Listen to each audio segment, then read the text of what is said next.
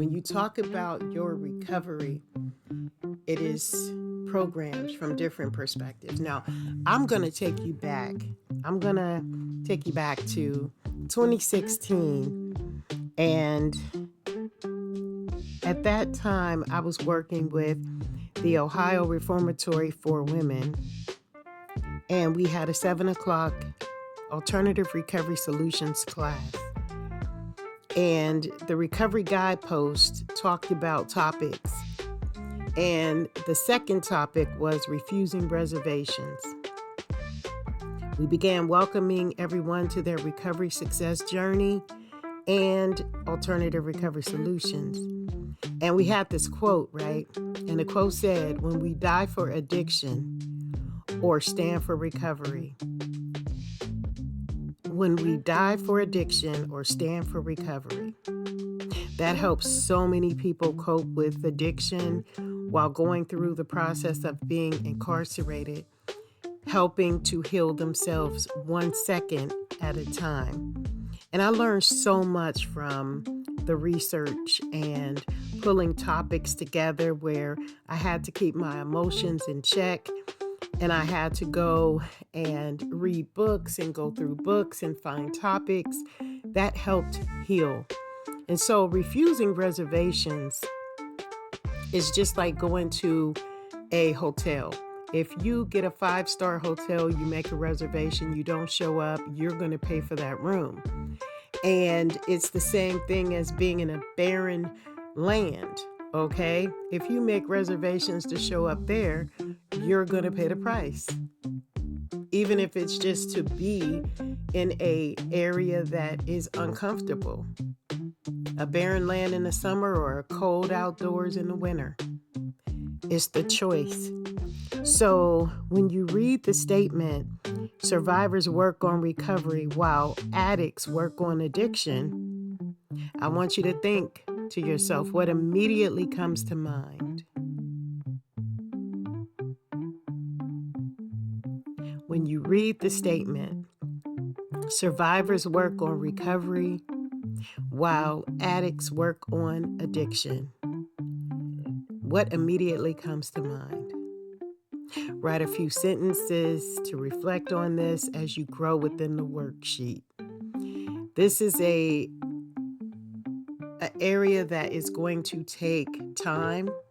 And right now, I think we are 2 minutes into the podcast right now. So you can bookmark that. A recovering survivor is definitely defined as one who consistently works on their recovery, making no excuses, creating their next action, making it goal-oriented, and no longer accepting any excuses for their behaviors. Now, a lot of people do not like people talking about this because it puts things on their minds. It makes them accountable. It makes them feel as though they cannot run, they cannot hide. And so life will begin to make them feel like, you're blowing my high.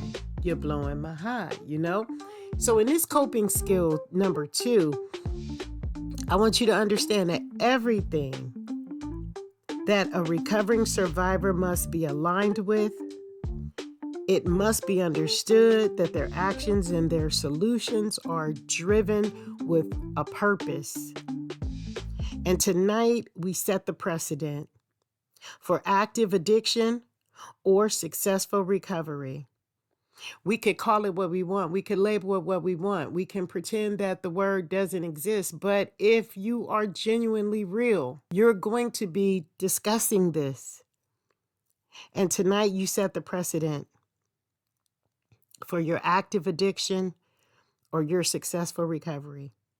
Beginning with realizing that you are truly ready to change. You have to want to change. Now I'm going to go over a few keywords before I let you out tonight, because this is deep enough. It's just deep enough, and I don't want to overwhelm you.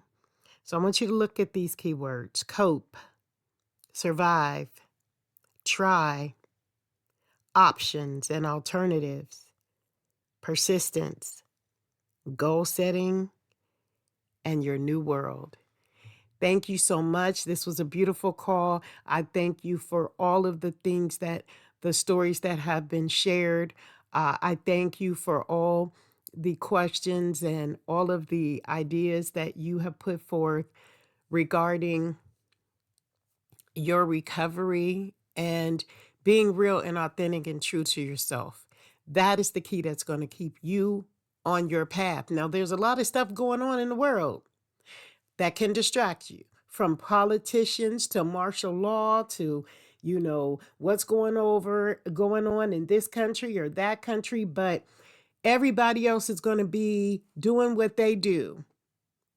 And when you realize that this is all about you, this is your survival, this is your strategy, this is your hunger game, when you realize that, you will always put yourself first. And that's this coping skill number 2 that I want you to focus on, meditate on, and learn from.